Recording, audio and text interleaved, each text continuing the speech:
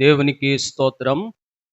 క్రీస్తు యేసునందు మిక్కిలి ప్రియులారా, దేవాతి దేవుడు మనలను ప్రేమించి అనుగ్రహించిన ఈ శ్రేష్టమైన ప్రశస్తమైన సమయాన్ని బట్టి నేను మొదటిగా దేవాతి దేవునికి కృతజ్ఞత స్తోత్రాలు వందనాలు చెల్లిస్తూ ఉన్నాను. అదే రీతిగా నేడు సంఘముగా చేరి వచ్చిన మీకు అందరికీ యూట్యూబ్ ద్వారా ఈ వాక్యాన్ని వీక్షించి ఆలకిస్తున్నటువంటి వారందరికీ కూడా ప్రభు అయిన యేసుక్రీస్తు నామములో అభినందనలు, దీవెనలు ప్రకటిస్తూ ఉన్నాం. ప్రియులారా, గత 6 వారముల నుండి మనం 23వ కీర్తన ధ్యానం చేస్తున్నాం. నా కాపరి అనే అంశములో ఈరోజు 7వ భాగం ధ్యానం చేస్తున్నాం. ఉపశీర్షిక ఏంటంటే పచ్చిక గల చోట్లు, ద గ్రీన్ ఫీల్డ్స్. ప్రియులారా, మనం ముందటి ధ్యానాల్లో కొన్ని ప్రాముఖ్యమైన విషయాలు ధ్యానం చేయడం జరిగింది. దావీదు దేవుడైన యెహోవాను తన కాపరిగా చేసుకొనిన విధానం, యెహోవాను తన కాపరిగా చేసుకొనినందుచేత నాకు లేమి కలగదు అని వర్ణించిన విధానం మనం ధ్యానం చేస్తూ వచ్చాం. ఈరోజు పచ్చిక గల చోట్లు, ద గ్రీన్ ఫీల్డ్స్ అనే ఈ విషయాన్ని మనం ధ్యానం చేద్దాం. దావీదు భక్తుడు తన జీవితంలో యెహోవా రోహిగా, కాపరిగా ఉన్న దేవునితో తను కలిగి ఉన్న అనుబంధం, సహవాసం, సంబంధం అనేవి ఎంతో మధురమైనవి. అవి విడదీయరానటువంటి అనుబంధం. దావీదు భక్తునికి దేవునితో ఉన్న సంబంధం విడదీయరాని అనుబంధం. కాబట్టి దావీదు తన జీవితంలో ఎంతో సంతృప్తి కలిగి జీవిస్తున్నాడు. అందుకే నాకు లేమి కలగదు అని చక్కగా దేవుణ్ణి కీర్తిస్తూ మహింపరుస్తూ ఉన్న విధానం ఆ మొదటి వచనంలో మనం ధ్యానం చేశాం. ఈ కాపరియగు దేవుడు దావీదు జీవితంలో అన్ని పరిస్థితుల్లోనూ, అన్ని సమయాల్లోనూ, అన్ని సందర్భాల్లోనూ తోడుగా ఉండి సంరక్షించి పోషిస్తూ వచ్చిన విధానం ఆయన తెలియచేస్తూ ఉన్నాడు. చిన్న బిడ్డలైన వారికి తల్లే సమస్తం, సర్వస్వం కూడా. తల్లి యొక్క ఆలన పాలనలో చిన్న బిడ్డలు సంరక్షింపబడుతూ ఉంటారు. వారు తల్లి యొక్క వడిలో, కవిగిట్లో ఉన్నటువంటి ఆ ప్రేమను, అనురాగాన్ని పొందుకుంటూ ఉంటారు. చిన్న బిడ్డలకు తల్లి సంరక్షణ. అలాగే దేవుడు కూడా మనలను అదే రీతిగా సాకుతూ ఉన్నాడు. మన సమస్తం, మన సర్వస్వం అన్నీ మనకు దేవుడే. కనుక దేవుని యొక్క పోషణలో, సంరక్షణలో, ఆయన ఆలన పాలనలో మనం ఎంతో చక్కగా, సమృద్ధిగా, సంతృప్తిగా జీవించడానికి ఆస్కారం ఏర్పడుతూ ఉంది. కనుక దావీదు భక్తుని జీవితం మనందరికీ ఎంతో ఆదర్శవంతం. యెహోవా నా కాపరి, నాకు లేమి కలుగదు అని ఎందుకన్నాడు అనంటే, దేవుడు ఆయన్ని పచ్చిక గల చోట్లకు నడిపిస్తాడు గనుక, సమృద్ధి అయిన ఆహారం ఉన్న చోట్లకు నడిపిస్తాడు గనుక నాకు లేమి కలగదు అని చెప్పాడు. దానికి కారణం పచ్చిక గల చోట్లకు ఆయన నన్ను నడిపిస్తాడు. ఈ 23వ కీర్తనలో 2వ వచనం, పచ్చిక గల చోట్లను ఆయన నన్ను పరుండజేయుచున్నాడు. He makes a resting place for me in the green fields. పచ్చిక గల చోట్లకు ఆయన నన్ను నడిపించి అక్కడ పరుండ చేయుచున్నాడు. దావీదు భక్తుడు తన యొక్క తండ్రి మందను, గొర్రెల మందను యోధా అరణ్యానికి తీసుకెళ్ళి అక్కడ మేపుతూ ఉన్నాడు, కాస్తూ ఉన్నాడు. యోధా అరణ్యం.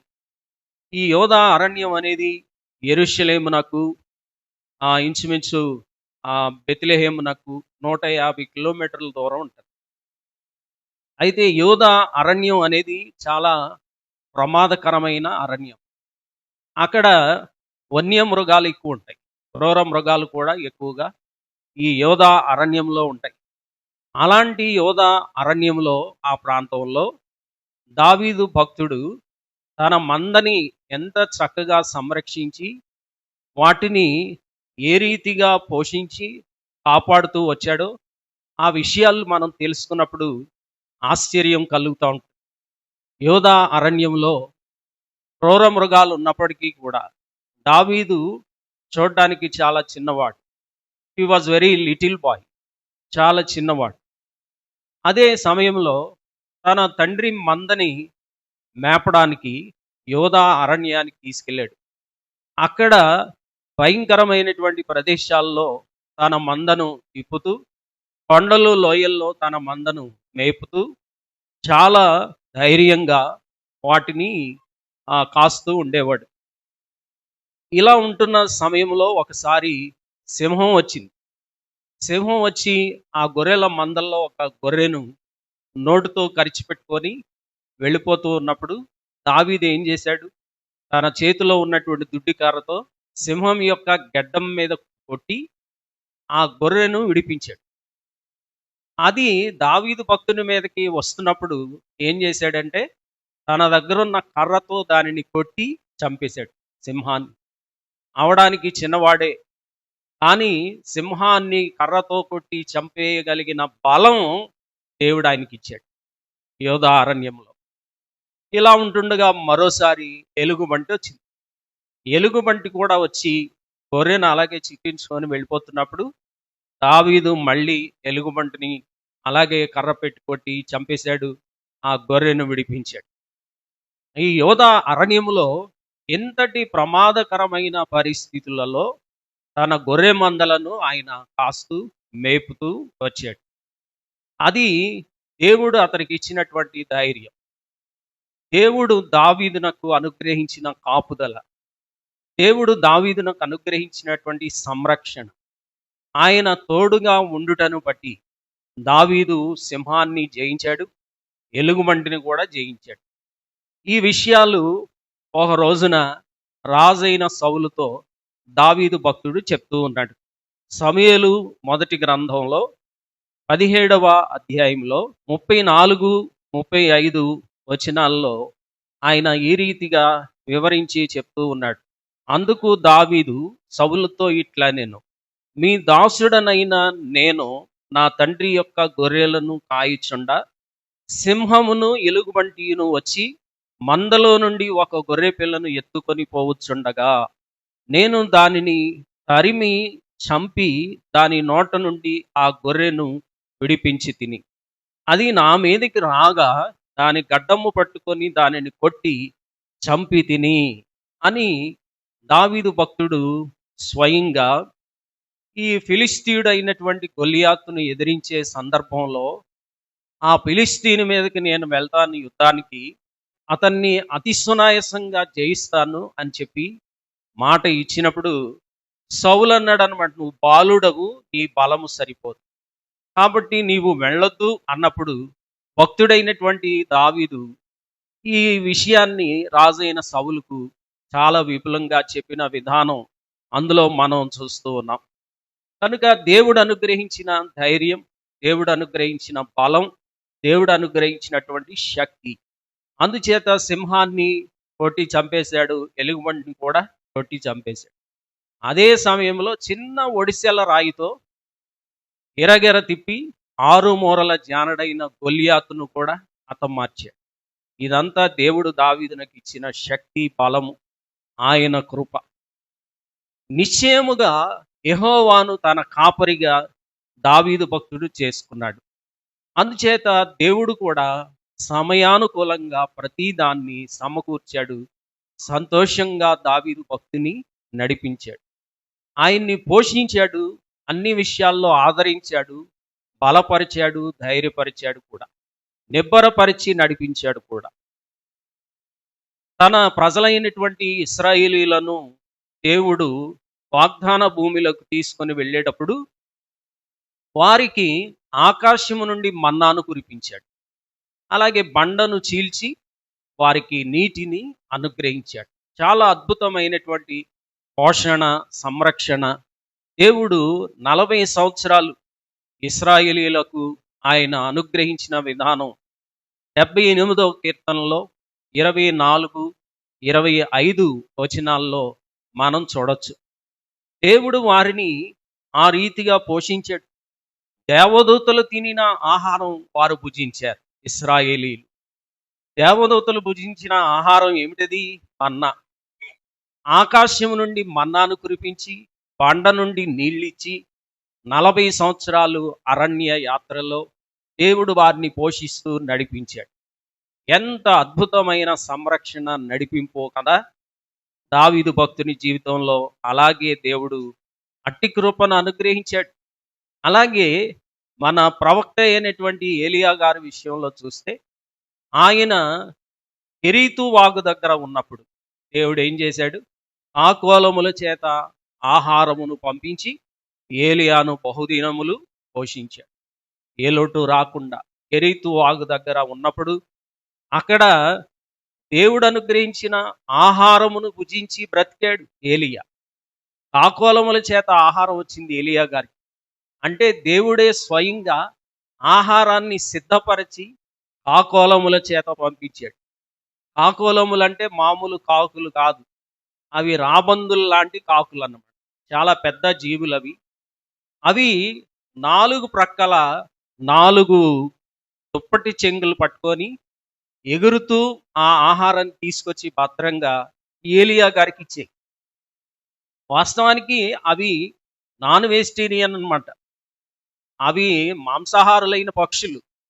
అలాంటిది ఆ రొట్టె, మాంసము వాసన కూడా చూడకుండా ఆ 4 జీవులు కూడా ఏలియా గారికి సురక్షితంగా ఆహారం తీసుకొచ్చి ఆయన్ని పోషించడానికి సహకరించాయి.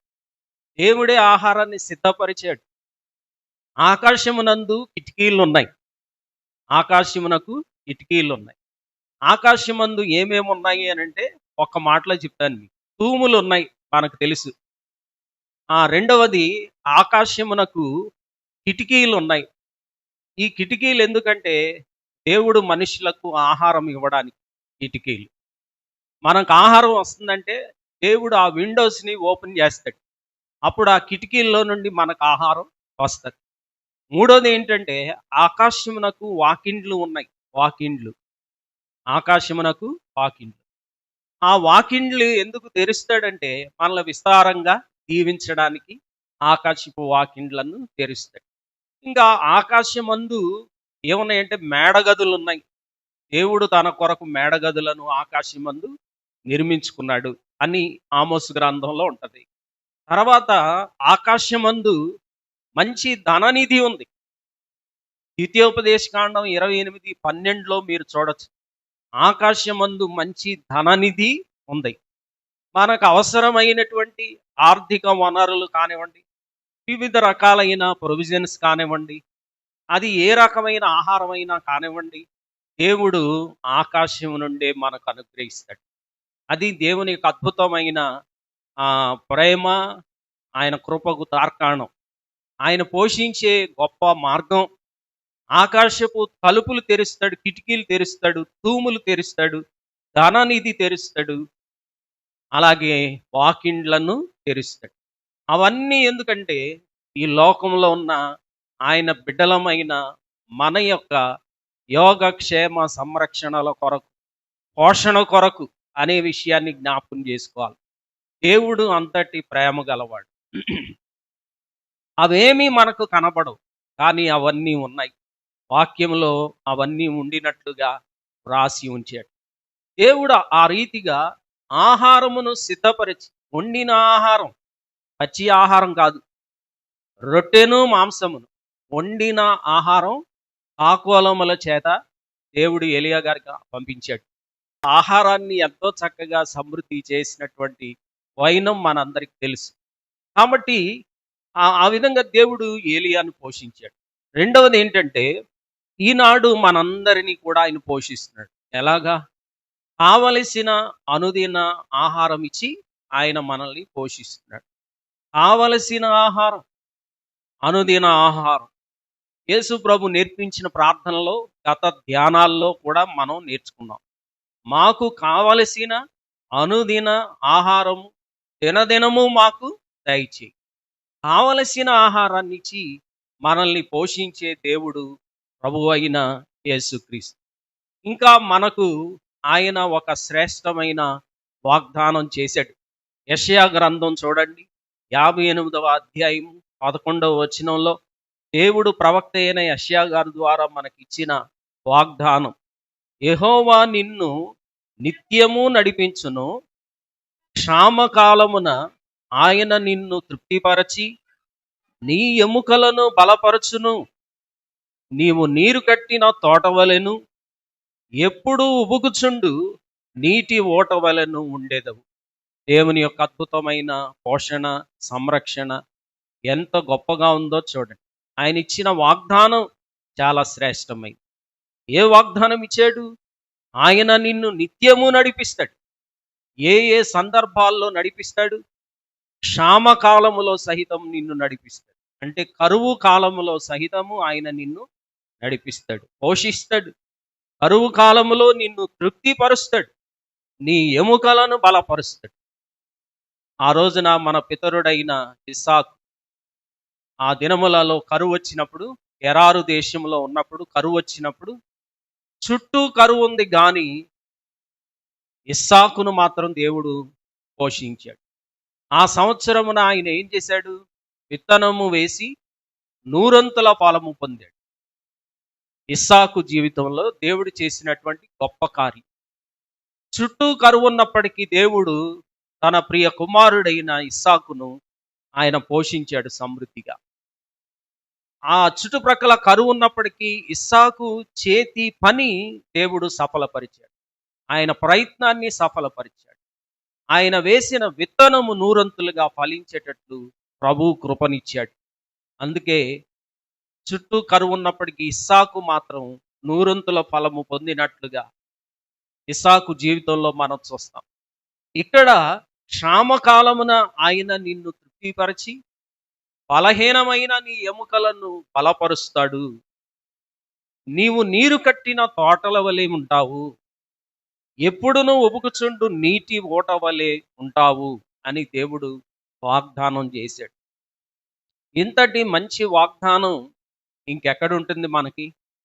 కాబట్టి కరువు వచ్చినా, కాటకం వచ్చినా, ఇరుకులు వచ్చినా, ఇబ్బందులు వచ్చినా, సమస్యలు వచ్చినా, వ్యాధులు వచ్చినా, బాధలు వచ్చినా, ఎముకలు బలహీనపడిపోతాయేమో అని భయం కలిగిన దేవుని వాగ్దానం మనం జ్ఞాపకం చేసుకున్నప్పుడు ఆయన మనలను తృప్తిపరచి మన ఎముకలను బలపరిచి సమృద్ధి అయిన ఆహారాన్ని అనుగ్రహించు దేవుడు.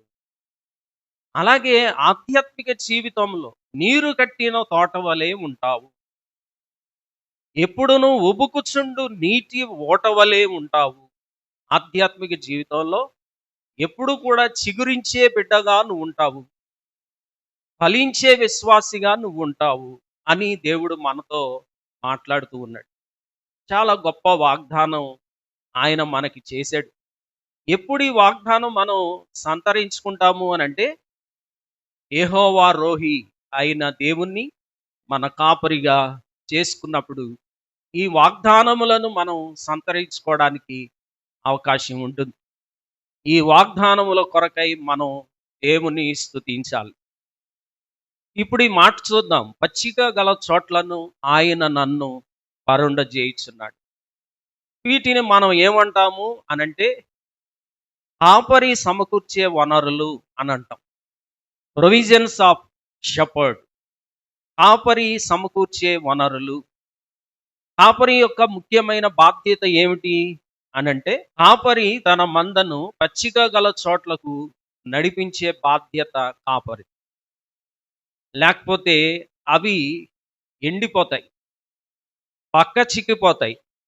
ఆహారం లేని చోటకి తన మందని తీసుకెళ్ళి ఇక్కడే ఉండండి అని నిర్దాక్షిణ్యంగా వాటిని అలాగే పరుండబెట్టి లేకపోతే నుంచోబెట్టి, ఇతడేమో ఏ చెట్టు నీడకో ఏ చెట్టు కొమ్మకో వెళ్ళి విశ్రాంతి తీసుకుంటే, ఇతడు మాత్రం బాగానే ఆహారం తిని నీళ్లు బాగానే తాగుతూ ఉంటే ఆ గొర్రెల మంద ఆరోగ్యంగా ఉంటాయా, పరిపుష్టంగా ఉంటాయా?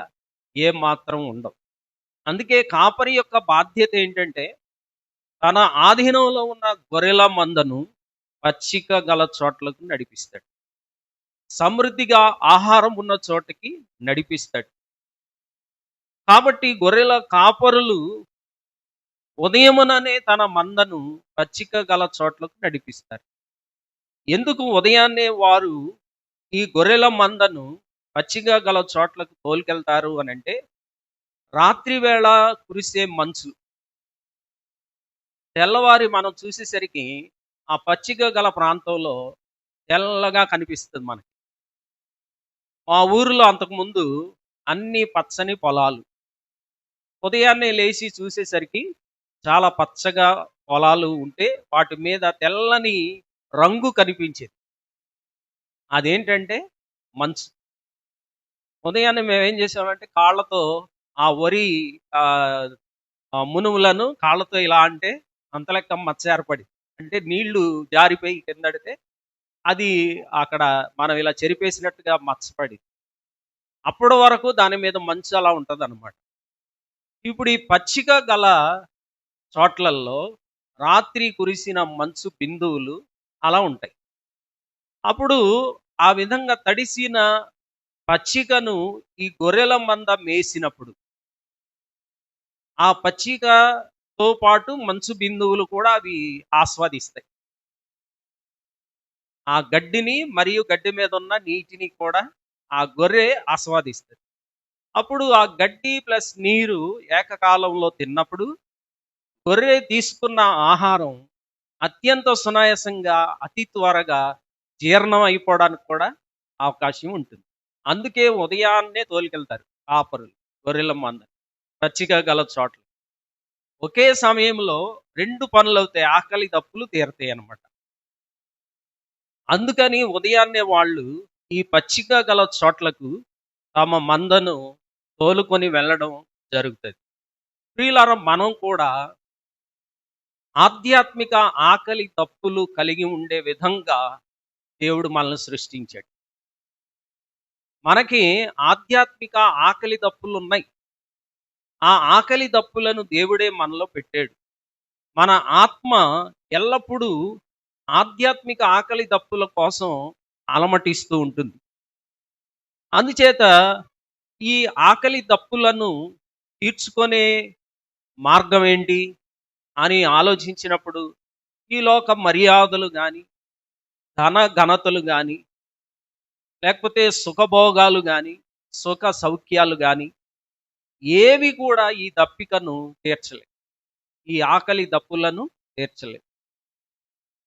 మన ఆధ్యాత్మిక ఆకలి దప్పులను తీర్చేది కేవలం యెహోవా రోహిగా ఉన్న కాపరి అయిన ప్రభువైన యేసుక్రీస్తే తప్ప వేరెవ్వరును ఈ ఆధ్యాత్మిక ఆకలి దప్పులను తీర్చలేరు అనే విషయాన్ని మనము గమనించాలి. అందుకే మనం ఏం చేయాలి అనంటే అనుదినము దేవునితో సరి అయిన సహవాసం కలిగి ఉండాలి. అనుదినం దేవునితో సరి అయిన సహవాసం, సంబంధాన్ని, బాంధవ్యాన్ని మనము కలిగి ఉండాలి. అంటే మనం కూడా ప్రతి ఉదయమున దేవునితో ఈ సహవాస సంబంధ బాంధవ్యాన్ని కలిగి ఉండాలని ఈ పచ్చిక బయళ్ళు సూచిస్తూ ఉన్నాయి. అంటే ఏంటి? వేకువజామునే లేచి దేవునితో గడిపే అనుభవం. ఉదయకాలం దేవునితో కూడా గడిపే అనుభవం. ఉదయకాలం దేవునితో కలిసి సమయాన్ని వెచ్చించే అనుభవం. అంటే ఉదయమున ప్రార్థన చేయడము, వాక్యము ధ్యానం చేయడం. ఇవి పచ్చిక బయళ్ళంటే. ఆధ్యాత్మిక పచ్చిక బయళ్ళంటే morning prayer and meditation to the word of God. దేవుని వాక్యాన్ని ధ్యానం చేయడం, అలాగే ప్రార్థన చేయడం. ఇవి మనకు ఆధ్యాత్మిక ఆకలి దప్పులను తీరుస్తాయి. ఉదాహరణకి 5వ కీర్తన, దావీదు భక్తుడు రాసిందే 5వ కీర్తన. 5వ కీర్తన 3వ చరణంలో దావీదు భక్తుడు ఇలాగూ మాట్లాడుతున్నాడు. యెహోవా, ఉదయమున నా కంఠస్వరము నీకు వినబడును. ఉదయమున నా ప్రార్థన నీ సన్నిధిని సిద్ధము చేసి కాచియుందును అన్నాడు. ఉదయాన్నే దేవుని సన్నిధిలో తన స్వరాన్ని దేవునికి వినిపించాలనే ఆరాటం, ఆసక్తి దావీదు భక్తుడు కలిగి ఉన్నాడు. మన జీవితాల్లో ఉదయాన్నే లేచి ప్రభుతో గడిపే అనుభవం కలిగి ఉండాలి. ఉదయాన్నే లేచి ప్రార్థన చేసి వాక్యం చదివి ధ్యానించి ప్రభుతో కూడా కొంత సమయాన్ని గడిపే మనస్సు మనకుండినట్లయితే దేవుడు మన ఆధ్యాత్మిక ఆకలి దప్పులను తీరుస్తాడు. అప్పుడు మనం దేవుని యందు ఆధ్యాత్మికంగా పరిపుష్టంగా ఉండడానికి, ఆధ్యాత్మిక జీవితంలో పుష్కలంగా జీవించడానికి ఆస్కారం ఉంటుంది. ఎంతమంది జీవితాల్లో ఈ ఉదయము ప్రార్థన చేయడం, వాక్యం చదవడం చేస్తున్నారు? మీరందరూ మీ జీవితాల్లో ఈ అనుభవాన్ని కలిగి ఉన్నారు. దేవునికి స్తోత్రం. ఈ అనుభవం మనల్ని దేవుని యందు సంతృప్తికరంగా నడిపిస్తుంది. 63వ కీర్తన చూద్దాం. 63వ కీర్తన కూడా దావీదు భక్తుడు రాసిన కీర్తనయే. అందులో మొదటి 2 చరణాల్లో ఆయన దేవుని పట్ల కలిగి ఉన్నటువంటి ఆసక్తిని గురించి ఎంతో చక్కగా మాట్లాడుతూ ఉన్నాడు. దేవా, నా దేవుడవు నీవే, వేకువనే నిన్ను వెదకుదును. నీ బలమును నీ ప్రభావమును చూడవలనని పరిశుద్ధాలయమందు నేనెంతో ఆశతో నీ తట్టు కనిపెట్టి ఉన్నాను.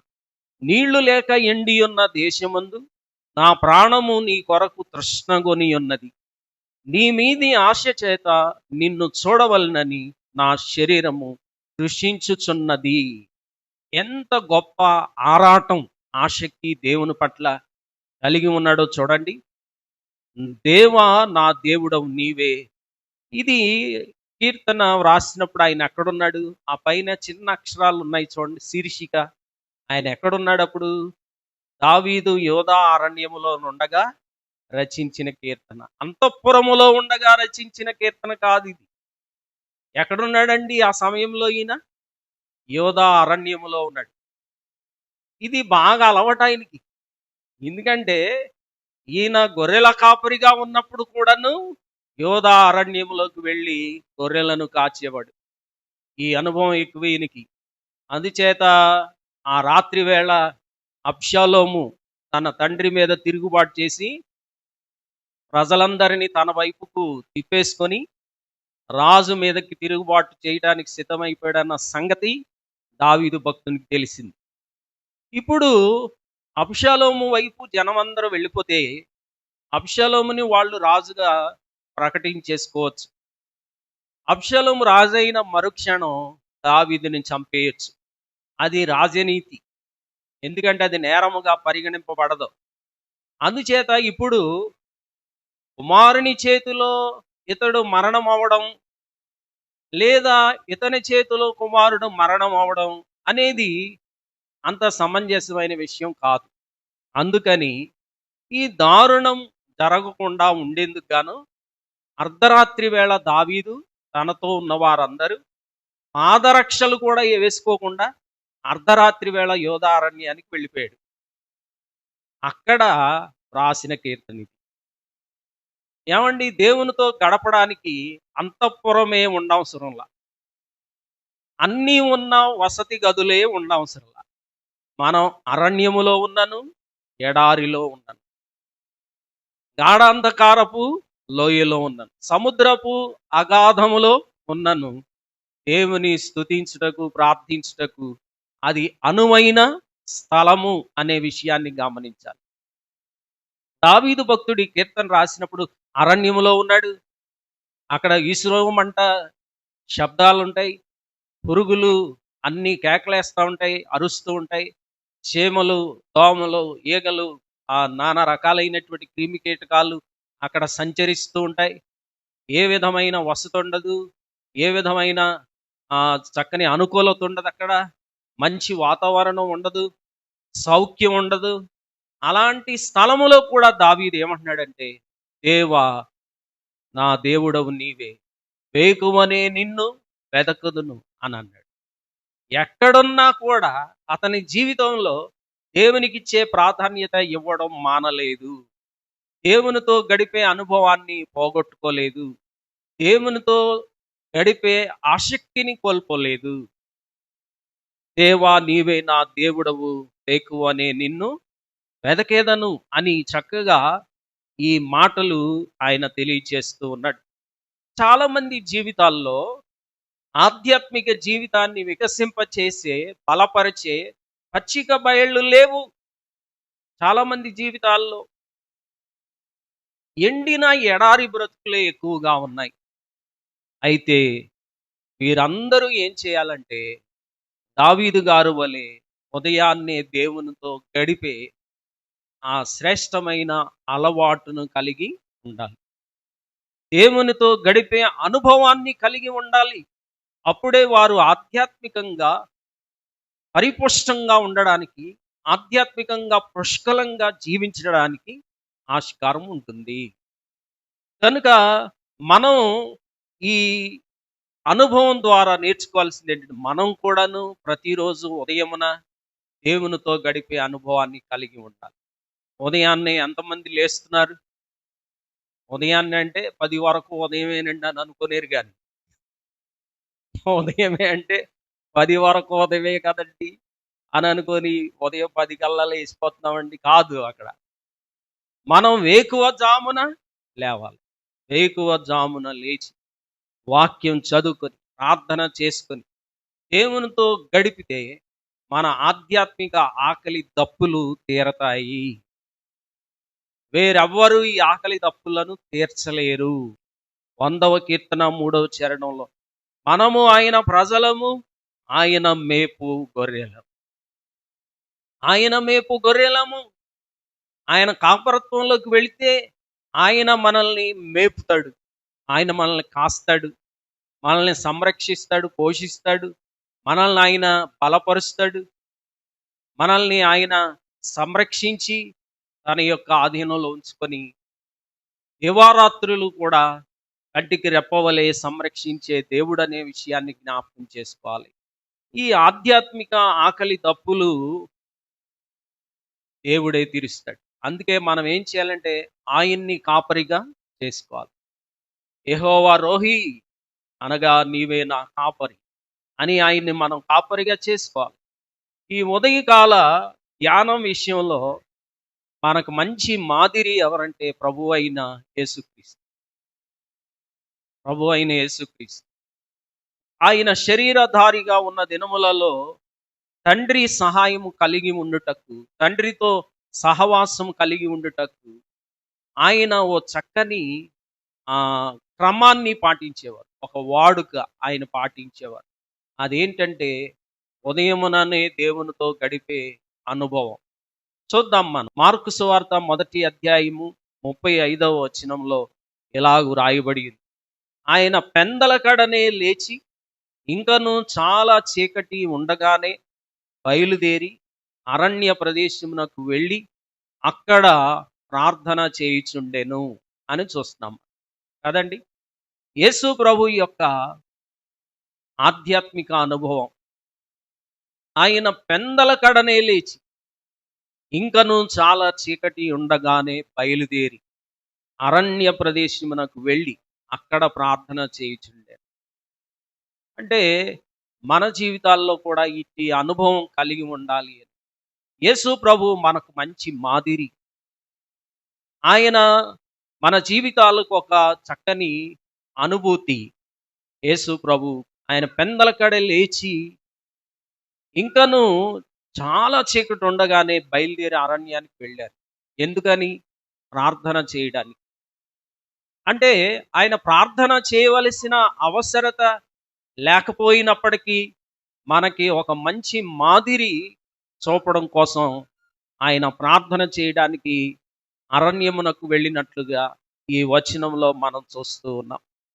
ఇర్మియా గ్రంథం మీరు చదివితే, నేను రిఫరెన్స్ చెప్పడం లేదు కానీ ఇర్మియా గ్రంథం అంతా కూడా మీరు చదివితే ఎక్కువ సార్లు మనకు ఒక మాట కనిపిస్తుంది. అదేంటంటే నేను పెందలకడనే లేచి అనే మాట.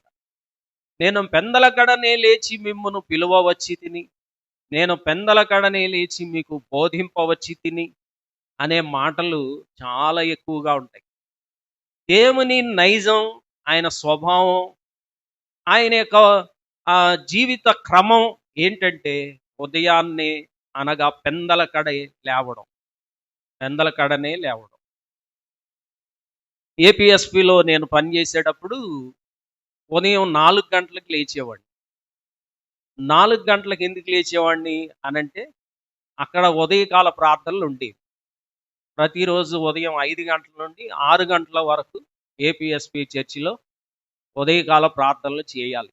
అందుకని నేను 4 గంటలకి అలారం పెట్టుకొని లేచి ఫ్రెష్ అప్ అయ్యి సిద్ధపడి 5 అయ్యేసరికి చర్చిలో పాట వేయడం మొదలుపెట్టేవాడు. ఆ అలవాటు చాలా కాలం కొనసాగింది. అయితే ఈ సమయంలోకి వచ్చేసరికి 5 అయ్యేసరికి లేస్తున్నాను. 1 గంట ఎక్స్టెన్షన్ చేసుకున్నాను. ఇప్పుడు 5 గంటలకు లేచి దేవుని సన్నిధిలో మొరపెట్టుకోవడం ప్రభు ఇచ్చిన ఒక భాగ్యం. ఉదయమున దేవునితో గడిపేటువంటి అనుభవం ఆధ్యాత్మిక ఆకలి తప్పులను తీరుస్తుంది. ఈ పచ్చిక బయళ్ళు ఏంటంటే ప్రార్థన, వాక్య ధ్యానం. పచ్చిక బయళ్ళు ఇవి మనం ఎప్పుడెప్పుడు చేయాలి?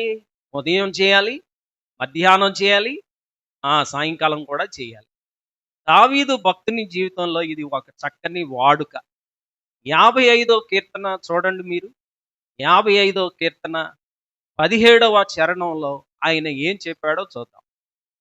మధ్యాహ్నమున, ఉదయమున, సాయంకాలమున నేను ధ్యానము చేయుచు మొరపెట్టుకొందును, ఆయన నా ప్రార్థన ఆలకించారు. అది ఎంత చక్కని అలవాటు. 3 times ఇన్ ద డే ఆయన రోజుల్లో 3 పర్యాయాలు ప్రార్థన చేసేవాడు, వాక్యం చదివేవాడు. ప్రార్థన చేసేవాడు, వాక్యం చదివేవాడు. అలాగు చేయటం చేత దావీదు భక్తుడు దేవుని యందు 100 ఆధ్యాత్మిక ఫలాన్ని కలిగి ఉన్నాడు. ఆధ్యాత్మిక జీవితంలో చాలా పరిపుష్టంగా ఆయన ఉన్నాడు అన్నదానికి సంకేతం అది. కాబట్టి పెందలకడ లేచి మనము దేవునితో గడిపితే మన ఆధ్యాత్మిక జీవితాలకి అది ఎంతో శక్తిని ఇస్తుంది, బలాన్ని ఇస్తుంది. వాక్యం కూడా మన ఎముకలకు సత్తువ ఇస్తుందని వాక్యంలో మనం చదువుతాం, సామెతల గ్రంథంలో కదా. మన సర్వ శరీరానికి ఆరోగ్యమును, మన ఎముకలకు సత్తువయును ఇస్తుంది దేవుని వాక్యం. అక్కడ యెషయా గ్రంథంలో ప్రవక్త ద్వారా దేవుడు ఏం మాట్లాడాడు మనతో? క్షామకాలమున నిన్ను పోషిస్తాను, నీ ఎముకలను బలపరుస్తాను. అంటే ఏంటండి? ఆయన ప్రార్థన, వాక్యం అనే వాటి చేత మనల్ని పోషిస్తాడు. శరీరం బలహీనమే గాని ఆత్మ సిద్ధం. శరీరం బలహీనం కానీ ఆత్మ సిద్ధము దేవునితో గడపడానికి. అయితే మనం ఏమంటామంటే ఆత్మని కాసేపు ఆగు, ఎల్లారలేదు, కాసేపు ఆగు, అంత కంగారు పడితే ఎలాగని మనం శరీరంతో ఆత్మని అణిచివేస్తూ ఉంటాం. కానీ దేవుడు పెట్టిన ఆత్మ ఎప్పుడు దేవునితో గడపడానికి ఆరాట పడుతూ ఉంటుంది. అందుకే ఆత్మ సిద్ధమే గాని శరీరము బలహీనం. ప్రభుతో గడిపే అనుభవం కావాలి మన జీవితాలకు. పచ్చిక గల చోట్లకు తీసుకెళ్ళి అక్కడ నన్ను పరుండ చేస్తాడు. అక్కడ నాకు సమృద్ధి అయిన ఆహారం ఉంటుంది. నాకు వచ్చిన లోటు లేదు, ఇబ్బంది లేదు, కొరత లేదు, నాకు వచ్చినటువంటి బాధ లేదు. నేను పరిపుష్టంగా ఆహారం తీసుకొని నేను బలంగా ఉంటాను దేవుని యందు అని చెప్తున్నాడు దావీదు భక్తుడు. ఇక్కడ ఒక సన్నివేశాన్ని మీకు తెలియచేస్తాను, జాగ్రత్తగా వినండి. యేసు ప్రభు సిలువలో వేలాడుతున్నప్పుడు 4వ మాట మాట్లాడారు. టక్కున చెప్పండి, 4వ మాట ఏంటి? Very good. నా దేవా, నా దేవా, నన్నెందుకు చేయి విడిచి అని ప్రభు ఆక్రందన చేశారు కదా సిలువలో. ఆ మాటని గమనించండి. ఆ మాట మాట్లాడిన వెంటనే ఆయనకి ఏమేసింది? దాహం వేసింది. లిటరల్గా తీసుకుందాం ఈ వాక్యాన్ని. తండ్రి అయిన దేవుడు ప్రభు యొక్క చేయి విడిచిపెట్టగానే యేసు ప్రభుకి వేసింది ఏంటి? దాహం. ఏమండి, ఆయనకి అంతవరకు దాహం అయ్యలేదా? ఇప్పుడు రాత్రి ఎప్పుడో భోంచేశాడు ఆయన. గురువారం రాత్రి ఎప్పుడో భోంచేశాడు. అక్కడ నుండి నడుచుకొని ఎక్కడికి వెళ్ళారు? గెత్సెమనే తోటకు వెళ్ళారు. అక్కడ ఆయన చాలా ప్రార్థన చేశారు. చాలా హై టెన్షన్ ఫేస్ చేసి ప్రార్థన చేశారు యేసు. ఎంతగా ప్రార్థన చేశారు? తన చెమట రక్తపు బిందువులుగా నేలను ఒలికేంత గట్టిగా ప్రార్థన చేశారు. అంటే గట్టిగా అంటే బలంగా ప్రార్థన చేశారు. ఏమండి అక్కడి నుండి ఈ రాణువ వారు వచ్చి బందిపోట్లొచ్చి భటులొచ్చి ఆయన పట్టుకొని ఆ రాత్రి వేళే ఆ అన్నా కైప అనబడే ప్రధాన యాజకుల ఎద్దకు నడిపించుకుంటూ వెళ్ళారు. అది అయిపోయిన తర్వాత రాత్రంతా ఆయన్ని నిలబెట్టేశారు అలాగా. వినండి ఈ మాట. ప్రభువుని రాత్రంతా అలా నిలబెట్టేశారు. అది అయిపోగానే ఉదయాన్నే ఎక్కడికి తీసుకెళ్లారు? పిలాతు దగ్గరికి. ఇవన్నీ నడిపించుకొనే, ఇప్పుడులాగా వాహనాలు ఏమి లేవు అప్పుడు. ఇవన్నీ కాలినడకనే పిలాతు దగ్గరికి. పిలాతు ఏం చేశాడు? యేసు ప్రభుని ఎక్కడికి పంపించాడు? హేరోదు దగ్గరికి పంపించాడు. హేరోదు మళ్ళీ ఎక్కడికి పంపించాడు? పిలాతు దగ్గరికి పంపించాడు. పిలాతు ఇక తీర్పు తీర్చి మీ ఇష్టం వచ్చినట్టు చేసుకోండి అని వదిలేశాడు. అప్పుడు ఆయన్ని ఇష్టం వచ్చినట్లు కొట్టేశారు కొరడా దెబ్బలు. ముండ్ల కిరీటం పెట్టారు. భారభరితమైన సిలువ ఇంచుమించు 3 కిలోమీటర్ల పైన యెరూషలేము పురవీధుల్లో ఆ సిలువను మోయిస్తూ కల్వరి కొండకు వచ్చాడు ప్రభు. ఏమండి ఈ లోపు దాహం వేయలేదండి ప్రభుకి? ఎన్నిసార్లు నీళ్లు అడగాలి? మాటిమాటికి నీళ్లు అడగాలి. కానీ ఇంతవరకు దప్పిగా కొనని ప్రభు ఎప్పుడైతే తండ్రి అయిన దేవుడు క్రీస్తు ప్రభు యొక్క చేయి విడిచిపెట్టాడో ఆ మరుక్షణం ఆయనకి దాహం వేసింది. ఇక్కడ విషయాన్ని గమనించాలి. ఏ వ్యక్తి అయినా లేదా ఏ వ్యక్తినైనా దేవుడు చేయి విడిచిపెడితే అతడు ఆకలి దప్పులతో అలమటించి మరణమవడం ఖాయం. అదే జరిగింది ఇక్కడ యేసు ప్రభు జీవితం. లోక మానవాళి పాప ప్రక్షాళనం కోసం తండ్రి అయిన దేవుడు తన ప్రియకుమారుని యొక్క చేయి విడిచిపెట్టక తప్పలేదు. అందుచేత ఆయన సిలువలో మరణించడం జరిగింది. మొదటి మాటలో తండ్రి వీరేమి చేయుచున్నారో వీరెరుగరు కనుక వీరిని క్షమించన్నాడు. తండ్రి అనే పదం వాడాడు. 4వ మాటలోకి వచ్చేసరికి నా దేవా నా దేవా నన్ను ఎందుకు చేయి విడిచితివి అన్నాడు. అంటే 4వ మాటలోకి వచ్చేసరికి తండ్రి కాస్త ఏమయ్యాడు? దేవుడయ్యాడు. ఇప్పుడు మళ్ళీ 7వ మాటకు వచ్చేసరికి ఈ దేవుడే తండ్రి అయ్యాడు. తండ్రి నీ చేతికి నా ఆత్మను అప్పగించు. ఈ విధమైన సహవాసములో మధ్యలో జరిగిన ఎడబాటును బట్టి ఆయన చేసిన ఆక్రందన ఎంత బాధాకరమైంది.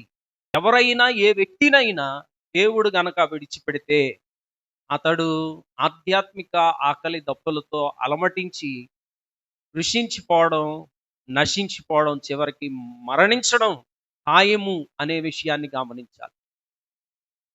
అందుకని మనం ఈ విషయాన్ని గమనించాలి. అందుకే డాక్టర్ ఏబి మాసిలమణయ్య గారు 307వ కీర్తన రాశారు ఆంధ్ర క్రైస్తు కీర్తనలో. హే ప్రభు యేసు హే ప్రభు యేసు అనే కీర్తన రాస్తూ దాంట్లో దేవుని బాసిన లోకములో చావు ఏ కాపురం ఉండే కదా అని అన్నాడు. ఎవరైతే దేవుణ్ణి విడిచిపెడతారో, దేవుడు ఎవరినైతే విడిచిపెడతారో ఆ వ్యక్తి ఆధ్యాత్మికంగా మరణించడం ఖాయం. అందుకే మనం ఆధ్యాత్మికంగా మరణించే స్థితికి వెళ్లకుండా దేవుని యందు నిరంతరం పరిపుష్టంగా జీవించడానికి ఈ పచ్చిక బయళ్లను చేరాలి. ఈ పచ్చిక బయళ్ళే వాక్యము ప్రార్థన. ఈ వాక్యము ప్రార్థన అనే ధ్యానమే ఒక విశ్వాసిని ఆధ్యాత్మికంగా బ్రతికిస్తుంది, అభివృద్ధి చేస్తుంది, ఆశీర్వదింపజేస్తుంది. ఇక్కడ ఒక ప్రశ్న వేస్తాను మీకు. ఆధ్యాత్మిక పచ్చిక బయళ్ళు విశ్వాసికి ఎక్కడ దొరుకుతాయి అంటే దేవుని మందిరంలో దొరుకుతాయి. విశ్వాసికి ఆధ్యాత్మిక పచ్చిక బయళ్ళు ఎక్కడ దొరుకుతాయండి? దేవుని మందిరంలోనే. ఎందుకని అనంటే అక్కడ దేవుని వాక్యం ప్రకటించబడుతుంది, ఆరాధన ఉంటుంది, విజ్ఞాపన ప్రార్థన ఉంటుంది, దేవునితో సహవాసం ఉంటుంది. అందుచేత విశ్వాసి ఎప్పుడు కూడా దేవుని మందిరానికి దూరంగా ఉండకూడదు. దేవుని మందిరములో చేరాలి. ఆ మందిరములో దేవుని యొక్క వాక్యాన్ని ధ్యానించాలి, ప్రార్థన చేయాలి, ప్రభుతో సహవాసం చేయాలి. 27వ కీర్తనలో 4వ చరణంలో దావీదు భక్తుడు దేవుణ్ణి ఒక వరం అడిగాడు. ఏమిటా వరం? చదవండి. అడిగి తిని దానిని నేను వెదకుచున్నాను, యెహోవా ప్రసన్నతను చూచుటకును ఆయన ఆలయములో ధ్యానించుటకును నా జీవిత కాలమంతయు నేను యెహోవా మందిరములలో నివసింపగోరుచున్నాను.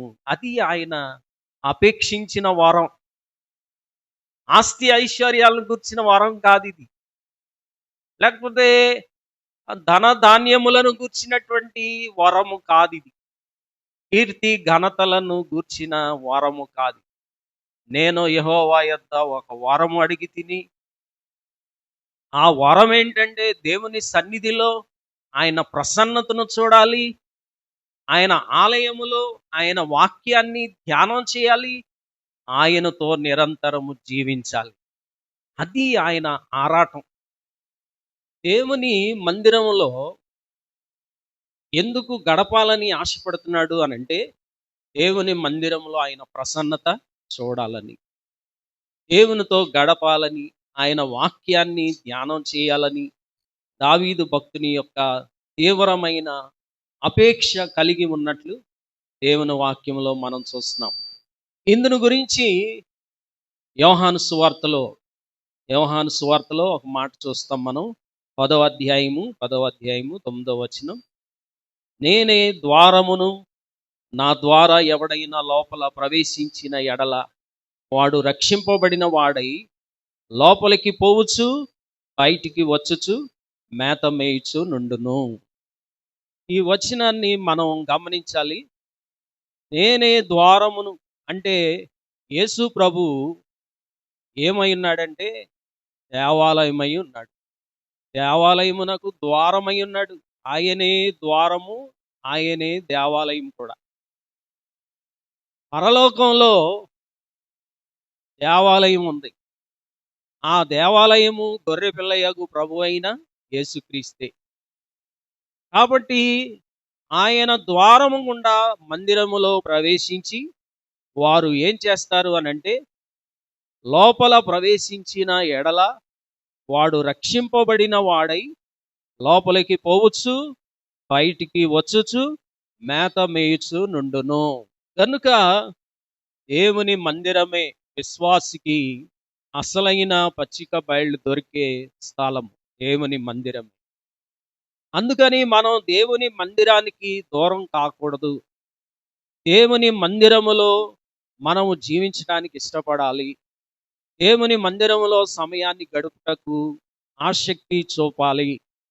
అందుకే 23వ కీర్తనలోనే ఆఖరి చరణంలో దావీదు గారు ఏమన్నారు? నేను బ్రతుకు దినములన్నీ కృపాక్షేమములే నా వెంట వచ్చును, కాబట్టి చిరకాలము నేను యెహోవా మందిరములో నివాసం. అది ఆయన వాంఛ. చిరకాలము నేను యెహోవా మందిరములో నివాసం చేస్తాను అని ఎందుకు అంటున్నాడు అనంటే, దేవుని మందిరములో ఉన్నటువంటి పచ్చిక బయళ్లను ఆస్వాదించడం దావీదు భక్తునికి ఇష్టం. తద్వారా దేవుడు ఆశించిన రీతిగా ఎదగడం ఆయనకి ఇష్టం. అందుకే ఎక్కలేనంత ఎత్తైన కొండపైకి నన్ను ఎక్కించుమని అడిగాడు. ఏ విషయంలో అనంటే ఆధ్యాత్మిక విషయంలో. దేవుని యందు ఆధ్యాత్మికంగా నూరంతులుగా ఫలించాలన్న ఆశ దావీదు భక్తుల్లో ఉంది గనుక, చిరకాలము నేను యెహోవా మందిరములో నివాసము చేసేదను అని మాట్లాడుతూ ఉన్నాడు. కాబట్టి మనము దేవునికి దూరమైన, దేవుడు మనకు దూరమైన ఆధ్యాత్మికంగా ఎండిపోయే పరిస్థితి ఉంటుంది. మనం ఎప్పటికీ అలా ఉండకూడదు. మనము దేవునితో అనునిత్య సహవాసము, సంబంధము, అనుబంధము కలిగి జీవించినట్లయితే ఆధ్యాత్మికంగా ఆయన ఆశించినట్లుగా జీవించడానికి అవకాశం ఉంటుంది. కాబట్టి మన అనుదిన అభ్యాసం ఏంటి? మన అనుదిన అభ్యాసం ఏమిటి అనంటే, ప్రభువు మనకు అందించిన మాదిరిని మనం అనుసరించడం. ఆయన ఏ మాదిరి అందించారు మనకి అంటే, ఇంకను ఆయన చీకటి ఉండగానే కడనే లేచి, ఇంకను చాలా చీకటి ఉండగానే అరణ్యమునకు వెళ్ళి అక్కడ ప్రార్థన చేయుచుండెను. యేసు ప్రభు ఇంత బలమైన కార్యాలు చేయడానికి గల కారణం తండ్రి అయిన దేవునితో ఆయన గడిపిన విధానం. అందుకే తండ్రి అయిన దేవునికి దూరంగా ఉండడానికి ఆయన తట్టుకోలేకపోయాడు. నా దేవా నన్నెందుకు చేవిడిచితివని సిలువలో ఆక్రందన చేశారు ప్రభు. ఉదయకాల ధ్యానమును, ప్రార్థన జీవితాన్ని మనం ఎప్పుడూ కూడా నిర్లక్ష్యం చేయకూడదు. ఉదయమున చేసే ప్రార్థన, అలాగే వాక్య ధ్యానము మనకి ఎంతగానో సంరక్షణగా ఉంటాయి.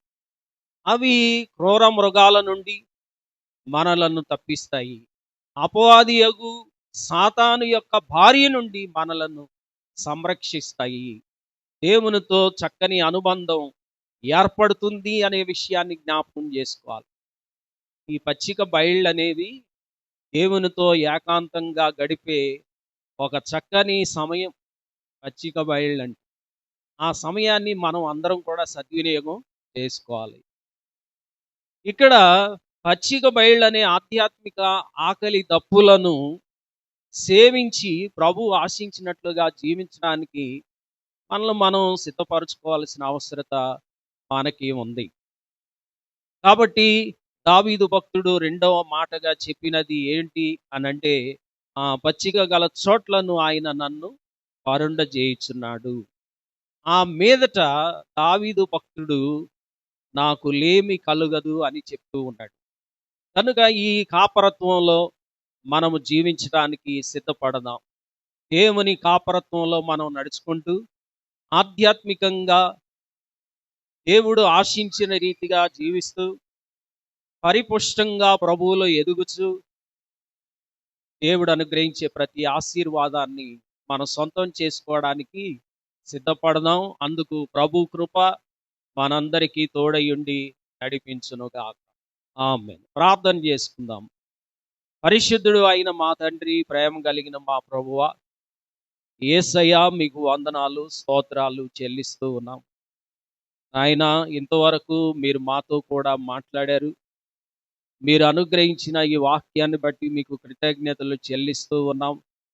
మా ఆధ్యాత్మిక జీవితంలో మేము కలిగి ఉన్న ఆకలి దప్పులు, పచ్చిక బయళ్ళు అనే వాక్యము ప్రార్థన ద్వారా తృప్తిపరిచే దేవుడవై ఉన్నావు. అందును బట్టి మీకు స్తోత్రాలు. మీ కాపరత్వంలో మేము నిరంతరము పరిపుష్టంగా జీవిస్తూ ఆధ్యాత్మిక బలాన్ని పొందుకునే రీతిగా మమ్మను నడిపించమని వేడుకొనుచున్నాం. మీ కాపరత్వంలో నిరంతరం జీవిస్తూ మీరిచ్చే శ్రేష్టమైన ఆశీర్వాదాలు అనుభవించుటకు మమ్మల్ని అందరినీ కూడా మీరు ఆయుత్తపరచుమని యేసు ప్రభు వారి ఘనమైన నామములో ప్రార్థించి పొందుకొని ఉన్నాం పరమ తండ్రి. ఆమేన్. తండ్రి, కుమార, పరిశుద్ధాత్మ అను త్రియేక దేవుని ఆశీర్వాదములు వాక్యం వినిన ప్రతి ఒక్కరికి తోడుగా ఉండి నడిపించి ఆశీర్వదించును గాక. ఆమేన్.